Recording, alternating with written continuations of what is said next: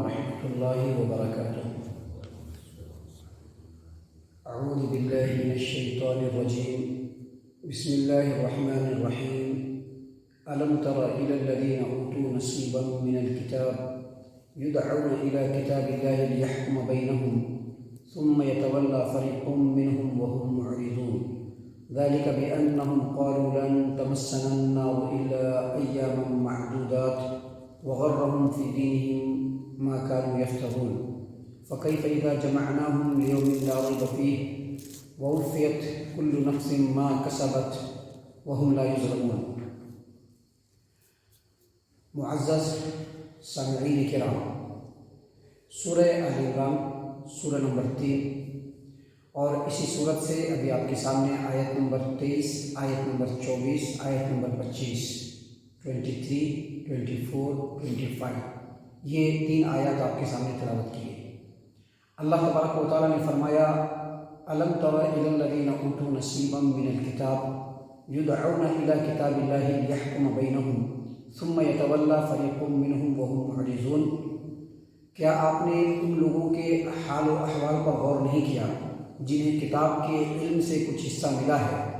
انہیں اللہ کی کتاب کی طرف بلایا جاتا ہے کہ وہ ان کے درمیان فیصلہ کر دے، تو ان کا ایک گروہ منہ پھیر لیتا ہے اور کتاب کے فیصلے سے اعراض کرنے لگتے ہیں۔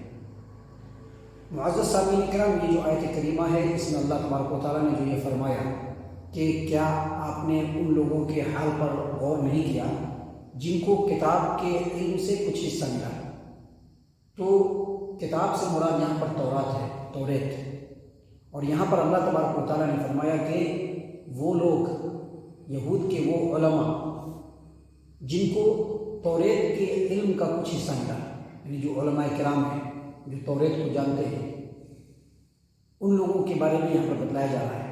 ان لوگوں کا مسئلہ کیا تھا کہ ایسے لوگ جو علماء تھے یہود کے اندر، انہوں نے توریت کے حکم کے اندر پھر بدل کرنا بالکل اپنی عادت بنا لیا تھا۔ جو بھی حکم ہوتا تھا سماج میں لوگ دیکھتے کہ کیسا چاہ رہے ہیں، بڑے لوگ کیسا چاہ رہے ہیں، اس حساب سے وہ فیصلہ بدل دیتے تھے، فیصلہ بنا لیا کرتے تھے۔ اب توریت کے اندر ایک حکم تھا کہ شادی شدہ مرد یا شادی شدہ عورت اگر بدکاری کرے تو اس کو رجم کر دیا جائے، یعنی سنسار کر دیا جائے۔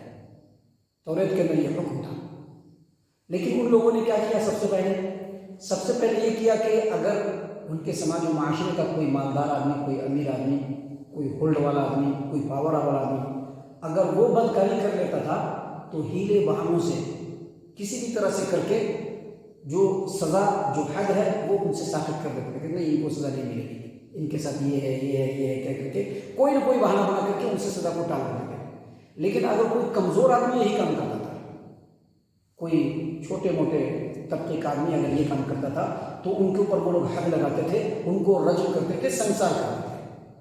سامعین کرام، پھر بعد میں ان لوگوں نے دیکھا کہ لوگوں کے خلاف بات پڑ رہی ہے، کچھ شیمگوئی ہو رہی ہے، تو اس میں سے بعض لوگوں نے کیا کیا، بعض جو علماء تھے ان لوگوں نے یہ کرنا شروع کر دیا کہ کیا کرتے ہیں کہ ایک ہی ٹائپ کا قانون بنا دیتے ہیں، ایک ہی ٹائپ کا، سب لوگوں کے لیے ایک ٹائپ کا قانون۔ اور قانون کیا ہوگا کہ اگر کوئی آدمی بدکاری کرے گا، چاہے مرد ہو، عورت ہو، چھوٹا ہو، بڑا ہو، شادی شدہ ہو یا غیر شادی شدہ ہو، کوئی بھی اگر بدکاری کرے گا تو اس کو کیا کرنا ہے کہ اس کے منہ کو کالا کر دینا ہے اور کالا کر کے گدھے پر بٹھا کر کے پورے گاؤں کے علاقے کے اطراف میں چکر لگوانا ہے۔ نبی صلی اللہ علیہ وسلم کا زمانہ آیا، نبی صلی اللہ علیہ وسلم نبی بنے، تو حدیث کی کتابوں کے اندر، صحیح مسلم کے اندر بھی یہ واقعہ ہے کہ نبی صلی اللہ علیہ وسلم کے زمانے میں ایک یہودی مالدار آدمی نے ایک یہودیہ عورت سے بدکاری کر دی۔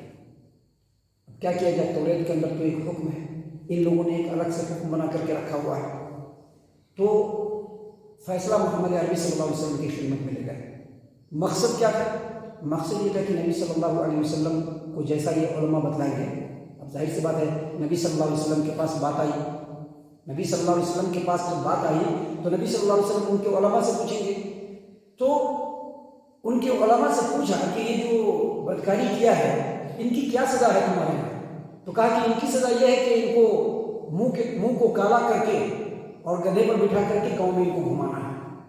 عبداللہ بن سلام رضی اللہ عنہ جو پہلے یہودی تھے اور یہودی علماء میں سے تھے، مسلمان ہو گئے تھے، انہوں نے کہا کہ نبی صلی اللہ علیہ وسلم یہ لوگ جھوٹ بول رہے ہیں، آپ ان سے کہیے کہ توریت کھولے، توریت کھول کر کے دکھلائے۔ توریت منگوایا گیا، کھولا تو ان لوگوں نے کیا کیا مزید کہ جو آیت ہے جس میں لکھا ہوا ہے کہ شادی شدہ مرد اور شادی شدہ عورت اگر بدکاری کریں گے تو ان کو سنسار کیا جائے گا، رجم کیا جائے گا، اس کے اوپر ہاتھ ڈال دیا اور آگے سے پیچھے سے پڑھنے لگے۔ عبداللہ بن سلام رضی اللہ عنہ کا کہ ان کو ہاتھ اٹھانے کے لیے کہیے۔ ہاتھ جب اٹھایا تو اس کے نیچے بالکل کلیئر لکھا ہوا تھا کہ جو شادی شدہ مرد ہو یا شادی شدہ عورت ہو ان کو سنسار کرنا ہے، رجم کرنا ہے۔ تو جتنے بھی علماء تھے وہاں پر بیٹھے ہوئے شرم کے مارے وہاں سے فرار ہو گئے۔ دیکھیے ایسے ہی آج کے ڈیٹ میں جو ہوتا ہے، آج میں بھی ایسے ہی ہوتا ہے، کتاب کے اندر بات لکھی ہوئی ہے، حدیث کے اندر بات لکھی ہوئی، وہ نہیں دکھلائی گئی۔ ایسا نہیں کہ ان کو نہیں معلوم ہے، معلوم ہے۔ جب توریت کے اندر وہ بات دیکھ لی گئی تو جتنے بھی وہاں پر علماء تھے وہ شرم کے مارے بھاگ گئے۔ انہی لوگوں کے بارے میں اللہ تبارک و تعالیٰ نے ہمیں بیان فرمایا ہے، أَلَمْ تَرَ إِلَى الَّذِينَ أُوتُوا نَصِيبًا مِنَ الْكِتَابِ يُدْعَوْنَ إِلَى كِتَابِ اللَّهِ لِيَحْكُمَ بَيْنَهُمْ ثُمَّ يَتَوَلَّى فَرِيقٌ مِّنْهُمْ وَهُمْ مُعْرِضُونَ۔ کیا آپ نے ان لوگوں کے حال پر غور نہیں کیا جن کو توریت کی کتاب، توریت کے علم کا کچھ حصہ دیا گیا؟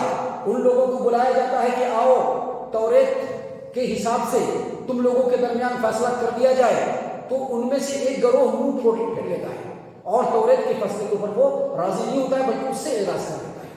یہی چیز ہے بعد میں اللہ کے رسول صلی اللہ علیہ وسلم نے اس یہودی مرد اور یہودی عورت کو رجم کرنے کی سزا دے دی۔ سامعین کرام آگے اللہ تبارک و تعالیٰ نے مزید بتایا ہے۔ دیکھیے اصل سماج و معاشرے میں لوگ گناہ کی طرف کیوں مائل ہوتے ہیں، سماج و معاشرے میں لوگ گناہ کی طرف کیوں مائل ہوتے ہیں؟ اس کی وجہ یہ ہوتی ہے جھوٹے عقیدے، جھوٹے عقیدے ہوتے ہیں۔ اللہ معاف کرنے والا ہے، اللہ بخش دے گا، اللہ بڑا رحیم ہے۔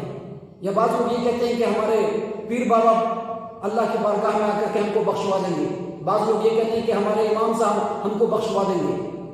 اللہ تبارک و تعالیٰ نے یہی بات یہودیوں کے بارے میں بیان فرمایا۔ اللہ نے کیا فرمایا؟ ذَلِكَ بِأَنَّهُمْ قَالُوا لَن تَمَسَّنَا النَّارُ إِلَّا أَيَّامًا مَّعْدُودَاتٍ وَغَرَّهُمْ فِي دِينِهِم مَّا كَانُوا يَفْتَرُونَ۔ اس کی وجہ یہ ہے، یعنی کہ ایسا ان لوگوں کا عقیدہ کیوں بنا، وہ لوگ گناہوں پر کیوں دیگر ہوئے، کتاب اللہ کے حکم کو پھیر بدل کرنا شروع کیا، بڑے بڑے گناہ کرنے لگے۔ اس کی وجہ کیا بنی؟ تو اس کی وجہ یہ ہے کہ ان لوگوں کا یہ عقیدہ بن چکا تھا۔ وہ لوگ یہ کہتے تھے کہ ہم لوگ جہنم میں چند دنوں کے علاوہ نہیں جلیں گے۔ اللہ نے فرمایا کہ وَغَرَّهُمْ فِي دِينِهِم مَّا كَانُوا يَفْتَرُونَ، اپنے دین میں ان کی یہ خود ساختہ باتیں، ان کے گھڑے ہوئے عقیدے نے ان کو دھوکے میں رکھا ہے۔ یعنی یہودیوں کے اندر یہودیوں کے علماء نے یہ عقیدہ بنا لیا تھا کہ ہم لوگ اگر جہنم میں گئے بھی تو چند دنوں کے لیے جائیں گے، اور وہ چند دن کون سے ہوں گے؟ وہ وہی چند دن ہوں گے جب ہم لوگوں نے بچڑے کی جو پوجا کی تھی، جتنے دن اتنے دن ہم لوگ جہنم میں جائیں گے۔ اور بعض یہودی سماج و معاشرے میں یہ بھی عقیدہ بنا دیا گیا تھا، وہاں کے ان کے جو علماء نے یہ بھی عقیدہ گھڑ لیا تھا کہ ہم لوگ انبیاء کے بیٹے ہیں، یعقوب علیہ السلام ہمارے آباء و اجداد میں سے ہیں، اللہ نے ان سے وعدہ کر رکھا ہے کہ ہم تمہاری اولاد کو کوئی سزا نہیں دیں گے، بخش دیں گے۔ یہ عقیدہ ان لوگوں کو اس بات کے اوپر دلیر کر دیا، ان کے اندر یہ جھوٹ پیدا ہو گئی کہ وہ کتاب اللہ کے اندر بھی پھر بدل کرنا شروع کر دیے اور بڑے بڑے گناہ بھی بڑی دلیری کے ساتھ کرنا شروع کر دیے۔ سامعین کرام بالکل سیم عقیدہ عیسائیوں کے اندر ہے۔ عیسائیوں کے اندر عقیدہ کیا جانتے ہیں؟ کفارہ مسیح، یعنی ان لوگوں کا یہ عقیدہ ہے کہ مسیح علیہ السلام جن کو وہ لوگ اللہ مانتے ہیں، مسیح علیہ السلام جو سولی پر چڑھے، وہ سولی پر اس لیے چڑھ گئے کہ ان کی پوری امت کو اس کے بدلے میں بخش دیا، یعنی پوری امت کے گناہ کے بوجھ کو اپنے اوپر ڈال کر کے وہ سولی پر چڑھ گئے۔ یہ ان کا عقیدہ ہے، اور سیم ٹو سیم یہی عقیدہ، اسی ٹائپ کا عقیدہ مسلمانوں کے اندر بھی پایا جاتا ہے۔ مسلمانوں کے اندر بعض لوگ سید ہیں یا بعض لوگ سید بنے ہوئے ہیں، اور سید بننے کے ساتھ ان کا عقیدہ جانتے ہیں کیا ہے؟ کہ ان کی پیٹھ بالکل پاک ہے، ان کو کوئی جہنم کی آگ جلانے والی نہیں ہے، ان کچھ بھی کر لے ان کو اللہ تبارک و تعالیٰ کا جہنم نہیں ملے گی۔ اسی طرح سے بعض لوگوں نے کیا کیا ہے؟ جنتی دروازہ بنایا ہوا ہے، آپ کو پتہ نہیں ہوگا، پتہ کر لیجیے گا۔ بعض لوگوں نے جنتی دروازہ بنا لیا ہے کہ جو آدمی اس دروازے سے گزر گیا اس کو کبھی بھی جہنم نہیں جلے گی۔ بعض لوگوں نے ایسا عقیدہ، بلکہ اکثر لوگوں نے یہ عقیدہ رکھا ہے کہ ہمارے جو پیر صاحب ہیں، ہمارے جو امام صاحب ہیں، ان کے ہاتھ پر ہم نے جب بیعت کر لیا اور وہ ہمارے پیر بن گئے تو کل قیامت کے دن وہ ہر حال میں اللہ تبارک و تعالیٰ کی بارگاہ سے ہم کو چھڑا کر کے جنت کے اندر ڈال دیں گے۔ اللہ نے فرمایا کہ گناہ کرنے کی وجہ سے نہیں ہے، کہ ان لوگوں کا یہ عقیدہ بن چکا ہے کہ وہ جہنم میں نہیں جائیں گے۔ آج دیکھیں گے بہت سارے احباب، بہت سارے لوگ کیا کہتے ہیں کہ ہم لوگ جو ہے کتنا بھی کر لیں لیکن اللہ بڑا رحیم ہے، ہم کو معاف کر دے گا۔ نہیں، دنیا میں اگر آخرت کے لیے کچھ کرنا ہے تو نیک عمل کرنا ہوگا، وہ نیک عمل جو اللہ تبارک و تعالیٰ کے بتائے ہوئے طریقے کے مطابق ہو، وہ عمل جو نبی صلی اللہ علیہ وسلم کے بتائے ہوئے طریقے کے مطابق ہو، وہ عمل کریں گے تو آخرت کو چھٹکارا ملنے والا ہے، نہیں تو چھٹکارا نہیں ملنے والا ہے۔ اسی لیے اللہ تبارک و تعالیٰ نے آگے مزید فرمایا، کیا فرمایا اللہ تبارک و تعالیٰ نے؟ فرمایا فَكَيْفَ إِذَا جَمَعْنَاهُمْ لِيَوْمٍ لَا رَيْبَ فِيهِ، پھر اس وقت ان لوگوں کا کیا حال ہوگا جب ہم ان کو اس دن میں جمع کریں گے جس دن کے آنے میں کوئی شک نہیں ہے، کوئی شک نہیں ہے وہ دن۔ اور وہ دن کون سا ہے؟ قیامت کا دن، کوئی شک نہیں اس کا ہے۔ وَوُفِّيَتْ كُلُّ نَفْسٍ مَا كَسَبَتْ، جس نے کوئی بھی عمل کیا ہوگا اس کو بھرپور بدلہ ملے گا، کوئی بھی عمل کیا ہوگا۔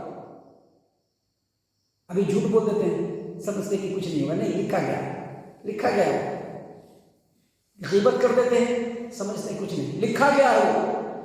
چھوٹے چھوٹے گناہ کرتے ہیں لیکن ہمارے دلوں کے اندر یہ خیال نہیں ہوتا ہے کہ یہ گناہ ہم کر رہے ہیں، لیکن وہ لکھا جا چکا ہے۔ وَوُفِّيَتْ كُلُّ نَفْسٍ مَا كَسَبَتْ، جس آدمی نے جو عمل کیا ہوگا اس کا اس کو بھرپور بدلہ ملے گا۔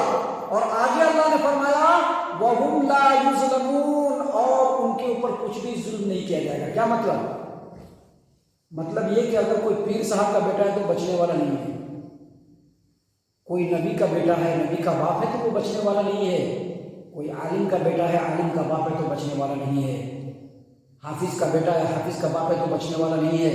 اس کو اگر بچنا ہے تو سب سے پہلے اپنا عقیدہ درست کرنا ہوگا، اللہ کے ساتھ کسی کو شریک نہیں کرنا ہوگا، اللہ کو الہ واحد ماننا ہوگا، نبی کی رسالت کے اوپر مکمل ایمان لانے کے ساتھ ساتھ جیسا نبی نے بتلایا ہے ویسا کرنا ہوگا۔ نبی کی بات آ جانے کے بعد چاہے اپنی بات ہو، چاہے اپنے سماج کی بات ہو، چاہے اپنے کاروبار کی بات ہو، یا امام صاحب کی بات ہو، یا عالم صاحب کی بات ہو، یا پیر صاحب کی بات ہو، یا سید صاحب کی بات ہو، سب کی بات کو چھوڑنا ہوگا، نبی کی بات کو پکڑنا ہوگا، اس کے مطابق چلنا ہوگا، تبھی جا کر کے چھٹکارا ملے گا۔ اللہ نے فرمایا فَكَيْفَ إِذَا جَمَعْنَاهُمْ لِيَوْمٍ لَا رَيْبَ فِيهِ، کیسا ہوگا وہ دن کہ جب ہم ان کو ایسے دن میں جمع کریں گے جس میں کوئی شک نہیں۔ وَوُفِّيَتْ كُلُّ نَفْسٍ مَا كَسَبَتْ، جو جیسا عمل کرے گا اس کو ویسے ہی ملے گا۔ اچھا کر لیجیے گا، اچھا ملے گا، اچھا نہیں کیجیے گا، اچھا ملنے والا نہیں۔ لقمان حکیم جن کے نام سے ایک سورہ ہے قرآن کریم کے اندر، سورہ لقمان، ان کے بارے میں ایک واقعہ آتا ہے کہ ان کے وہ غلام تھے، ان کے مالک نے کہا کہ جاؤ راگی، مڑوا ہوتا ہے نا، مڑوا، راگی بو دو۔ وہ راگی بونے کے لیے بولا، وہ جا کر کے گیہوں بو دیے، گیہوں نکل رہا ہے۔ کیا لقمان تم کو کہا تھا راگی بونے کے لیے، تم نے گیہوں بو دیا؟ کہا کہ مالک ہم نے اس لیے بتایا کہ اگر راگی بوئیں گے تو راگی نکلے گا، گیہوں بوئیں گے تو راگی نہیں نکلے گا۔ مطلب سمجھ گیا نا، نیک عمل کریں گے، اللہ اور اس کے رسول صلی اللہ علیہ وسلم کے بتائے ہوئے طریقے کے مطابق ہماری زندگی ہوگی۔ زندگی خالی نماز پڑھنا نہیں کہ نماز پڑھ لیا، روزہ رکھ لیا، صدقہ و خیرات کر لیا اور باقی زندگی میں جو چاہے کر رہے ہیں، جیسے چاہے رہ رہے ہیں، جیسا چاہے کاروبار کر رہے ہیں۔ نہیں، اللہ اور اس کے رسول صلی اللہ علیہ وسلم کے بتائے ہوئے طریقے کے مطابق اگر ہماری زندگی ہوگی، ہمارا رہن سہن ہوگا، ہمارا اٹھنا بیٹھنا ہوگا، ہمارے چال ڈھال ہوں گے، ہمارے کاروبار، ہمارے معاملات ہوں گے، ہماری عبادتیں ہوں گی اگر اس کے مطابق، تو ویسا بدلہ مل جائے گا۔ اگر نہیں ہوگی تو ویسا بدلہ نہیں ملے گا۔ چاہے آپ امام صاحب کے بیٹے ہوئیے، چاہے آپ پیر صاحب کے بیٹے ہوئیے، چاہے آپ نبی کے خاندان سے ہوئیے، چاہے آپ بزرگوں کے خاندان سے ہوئیے، چاہے آپ عالموں کے خاندان سے ہوئیے، کہاں سے بھی ہو رہی ہے، وَوُفِّيَتْ كُلُّ نَفْسٍ مَا كَسَبَتْ، ہر نفس کو وہی ملے گا جو وہ کرے گا اور اس کا بھرپور بدلہ اس کو ملے گا۔ وَهُمْ لَا يُظْلَمُونَ، اور ان کے اوپر ظلم نہیں کیا جائے گا۔ سامعین اکرام، آگے اور بھی بہت ساری باتیں ہیں اور بہت ہی قیمتی باتیں ہیں جو اللہ تبارک و تعالیٰ نے ہم لوگوں کی ہدایت و رہنمائی کے لیے بیان فرمائے ہیں۔ اللہ تبارک و تعالیٰ سے دعا ہے کہ اللہ تعالیٰ ہم تمام کو ان تمام باتوں کے اوپر خوب غور و فکر اور تدبر کرنے کی توفیق عنایت فرمائے۔ اللہ تعالیٰ ہم تمام کو صحیح معنوں میں پکا سچا مومن مسلمان بنائے، اللہ اور اس کے رسول صلی اللہ علیہ وسلم کی اطاعت و فرما برداری کرنے والا بنائے، صحابہ کرام رضی اللہ عنہم کے طریقے پر چلنے والا بنائے، جنت الفردوس میں جگہ عطا فرمائے۔ اے اللہ ہم تمام کو جہنم سے پناہ دے، اے رب العالمین ہم تمام کو جہنم سے پناہ دے، اے مالک الملک ہم تمام کو جہنم سے پناہ دے، آمین یا رب العالمین، وما علینا الا البلاغ المبین۔